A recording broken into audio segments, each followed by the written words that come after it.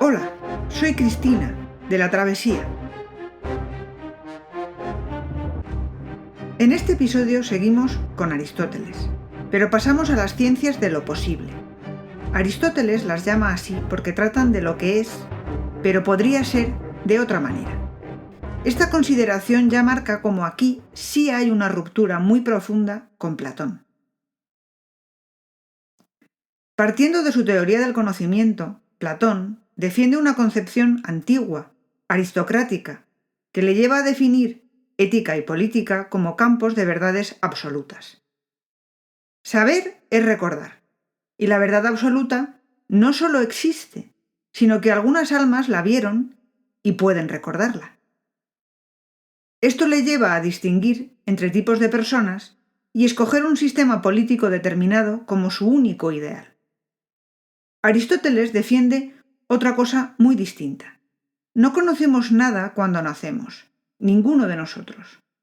Nada viene determinado desde la cuna, sino que el saber se obtiene a través de la experiencia. Los ideales aristocráticos quedan superados.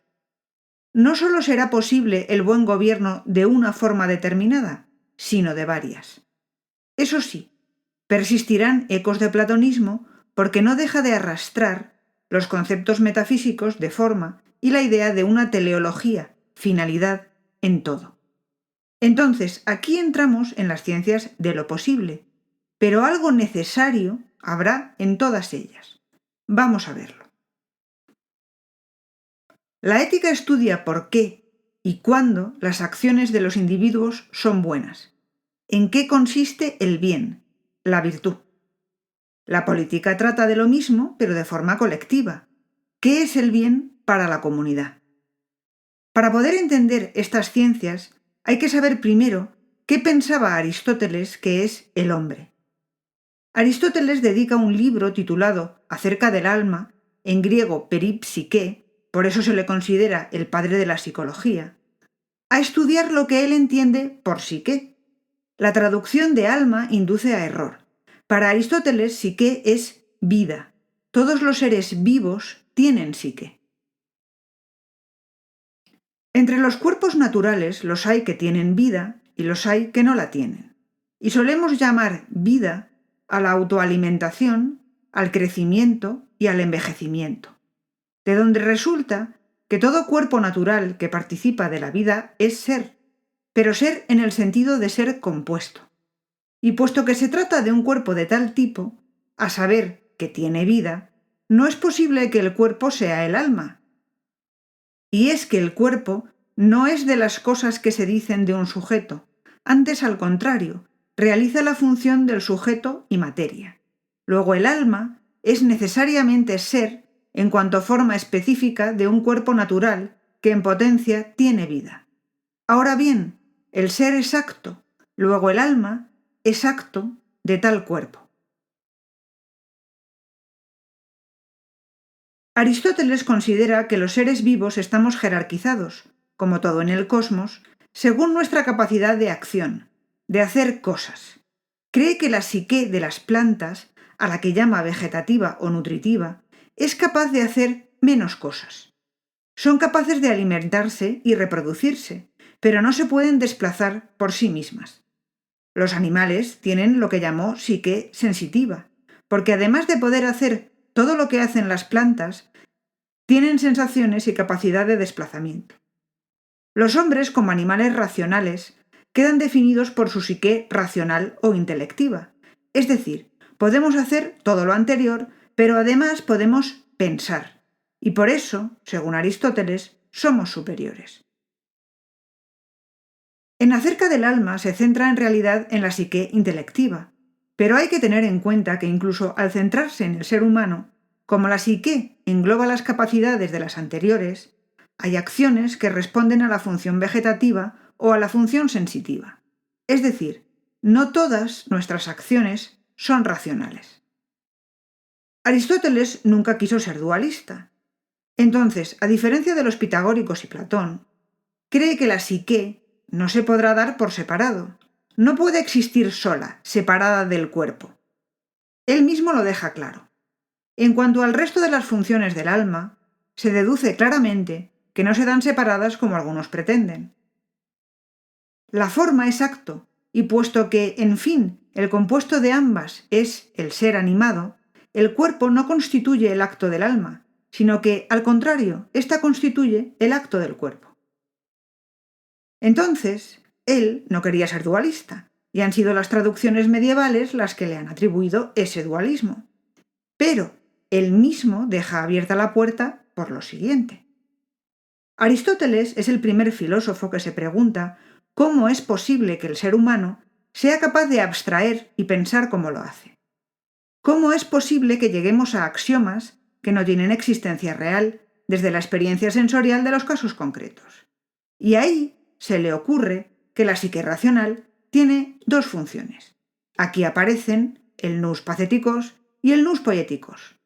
Y le aflora otra vez su metafísica y por tanto su platonismo latente.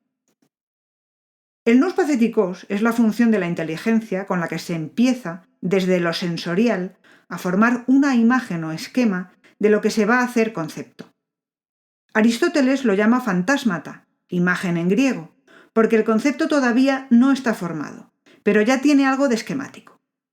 Entonces Aristóteles considera al nous patheticos como potencial y pasivo, porque todavía no ha formado el concepto. Así que de esto se sigue que el nous poieticos va a ser activo. Poiesis, en griego, quiere decir producción, porque desde ese esquema formado por el patheticos es el que forma el concepto. La potencialidad del patheticos pasa a ser acto. A ese proceso lo llama intuición. Como ya hemos visto qué es más importante entre el acto y la potencia, pues ya sabemos que Aristóteles considera al nous poieticos como más importante que el patheticos. Y ahora es cuando verdaderamente aparece su contradicción, pues dice que, aunque él no cree que haya nada imperecedero, también dice que si lo hubiere, sería esto, el nous poieticos, porque es activo y lo llama a veces casi divino, pues capta los conceptos, que aunque según él no tienen existencia real, sí son universales, y esa capacidad de captar esos conceptos universales nos asemeja a los dioses. Sobre esta base es posible ya comprender la ética y la política de Aristóteles. Al definir ética, Aristóteles ya le da una entidad más moderna, más como va a ser a lo largo de la historia de la filosofía, porque añade un detalle. La ética versa sobre las acciones buenas o malas del hombre, pero Aristóteles dice, para poderle ser imputadas, para que el hombre pueda ser considerado responsable de sus actos, tiene que ser libre. Así que la ética versa sobre las acciones del hombre libre para decidir emprenderlas. Una vez dicho esto, Aristóteles intenta empezar por el principio, a saber, respondiendo a la pregunta, ¿qué es la virtud?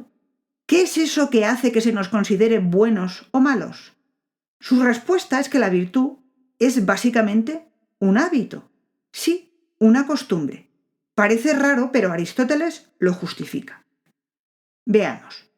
Él dice que el hombre tiene facultades, afecciones y hábitos. La virtud no es una facultad, porque una facultad es la capacidad de tener una afección. La afección es lo que ahora llamamos sentimiento, o sea que la afección tampoco es virtud. Así que va a tener que ser un hábito. Las personas que se comportan bien son consideradas buenas, y al revés. Por la excepción de un día en el que la buena persona se comporte mal, no se cambia la opinión que se tiene de ella. O sea, que es en el hábito, en la costumbre de hacer las cosas de una determinada manera, en donde encontramos la virtud. Pero como la psique del hombre engloba las funciones de plantas y animales, además de la racional, Aristóteles distingue dos tipos de virtudes. Las éticas serán las relacionadas con las funciones vegetativa y sensitiva, las dianoéticas con la racional. Es en las virtudes éticas en donde se ve claramente que la virtud es un hábito, además de que la ética es una ciencia de lo posible, porque es aquí donde se aplica el famoso en el término medio está la virtud, que además es un término medio diferente para cada persona. comer lo justo, beber lo justo, hacer la cantidad justa de ejercicio. Todas estas cosas son un hábito, pero que además tiene que ser desarrollado individualmente, porque cada persona tendrá que encontrar lo que le va bien, cuánto comer, cuánto beber para encontrarse bien. Aquí no hay una verdad única, eterna e inmutable. Por eso la ética es una ciencia de lo posible. La virtud ética, según Aristóteles, es un hábito selectivo que consiste en elegir el término medio entre dos extremos, uno por exceso y otro por defecto, elegido por el hombre prudente. La definición está bastante clara, menos en el pequeño detalle de que quien elige es el hombre prudente, y resulta que la prudencia no es una virtud ética, sino dianoética. O sea que incluso aquí rige la psique intelectiva, la racionalidad, porque es la que determina la forma del hombre. ¿Qué son las virtudes dianoéticas? Pues como vemos, las que dependen de la psique intelectiva o racional, y hay dos clases dentro de ellas. Las que únicamente tienen que ver con la facultad de pensar, que son las más importantes, y las relacionadas con las virtudes éticas, menos importantes. En concreto, las que controlan el término medio son las que quedan englobadas en lo que llama prudencia. La prudencia, sin más, es la que permite elegir una acción ética individualmente, pero también hay prudencia en la familia, y a esa versión de la prudencia la llama economía, porque oikos es casa. Y también hay prudencia en la comunidad, y a esa versión la llama política. Las relacionadas con el conocimiento, cuando la psique intelectiva está sola, sin relacionarse con nada más, son tres: la intuición, la ciencia y la sabiduría, que es la máxima virtud. El hombre que desarrolla al máximo su forma, el que desarrolla todo lo posible su teleología inmanente, su finalidad de ser hombre, que es pensar, es el sabio. Podríamos decir que estas virtudes dianoéticas no son un hábito. Pero, ¿de verdad no lo son? Aristóteles cree que existe la teleología inmanente, que la forma de hombre da la finalidad de la especie y, por tanto, que hay una tendencia natural a desarrollar la psique racional, a pensar, a ser sabio. Pero, ciertamente, la educación ayuda. Por eso, en la política, una función importantísima del Estado será dar esa educación. Pero volviendo a la virtud. Aristóteles cree que el hombre virtuoso es feliz y por tanto la sabiduría es la que da la máxima felicidad. Pues es la máxima virtud y alcanzarla es para lo que estamos hechos, tal cual. Además, Aristóteles sigue manteniendo la tradicional creencia griega de que el hombre sabio es bueno. Así que de aquí sale eso de que el hombre es bueno por naturaleza. La forma del hombre, su naturaleza, le lleva a pensar, a querer saber, y al ser sabio, cumple su finalidad y además es bueno y feliz. Este elemento, la aparición del concepto metafísico de forma, también en la ética aristotélica, acompaña a ese núcleo necesario que está presente en sus ciencias de lo posible, porque aquí ya no hay término medio ni valoración individual. Ser más sabio es mejor, en términos absolutos. El hombre, además de ser un animal racional cuya forma viene determinada por su psique intelectiva, también por naturaleza, dice Aristóteles, es un animal social. Y además, Aristóteles mantiene la creencia tradicional griega de que la comunidad es más importante que el individuo. Es aquí donde entra en juego otra ciencia de lo posible, la política. ¿Qué es bueno para la comunidad en su conjunto? Lo primero que analiza Aristóteles es cuál es el tamaño que debe tener la comunidad para poder funcionar bien. Aquí su pensamiento está fuera de la realidad de su tiempo, aunque no por eso está equivocado. Él cree que la unidad política mayor debería ser la polis. Parte de la familia como unidad básica, la aldea como grupo de familias y la polis como grupo de aldeas. Más allá, la unidad política es demasiado grande y no podrá funcionar bien. El individuo, cree él, quedará totalmente perdido y superado si no puede expresarse a través de la polis. Evidentemente, su alumno, Alejandro Magno, no estaba de acuerdo con él y cambió la realidad para siempre.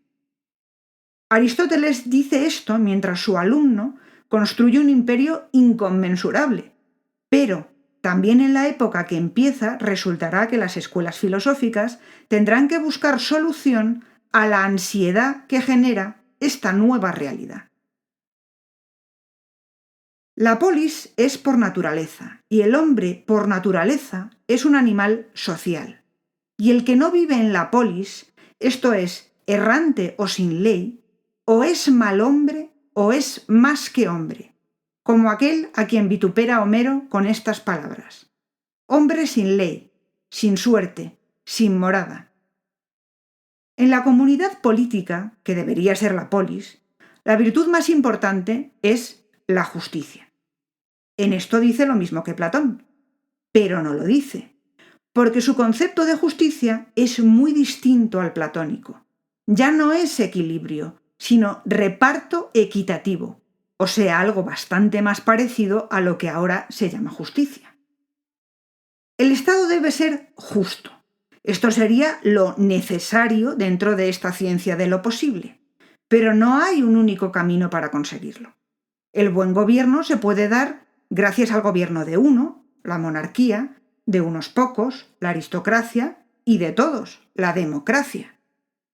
Y también todos estos formatos pueden derivar en resultados injustos, cuando quien gobierna lo hace solo pensando en su propio beneficio. Podrá darse esto en el gobierno de uno, la tiranía, de unos pocos, la oligarquía, o en el aparentemente de todos, la demagogia. La flexibilidad de Aristóteles comparado con Platón es muy evidente. Aristóteles empieza a plantearse las cosas de otra manera, más moderna, hasta cierto punto. Parecería que su nueva definición de justicia, su noción de que todo hombre nace sin saber nada y con la misma forma, es decir, una psique racional que le impulsará hacia el conocimiento, son elementos fundamentales de una concepción ética y política bastante igualitaria. Y lo son, hasta cierto punto. Aristóteles se llega a plantear si es lícita la esclavitud, pero resulta que concluye que sí, básicamente por dos razones.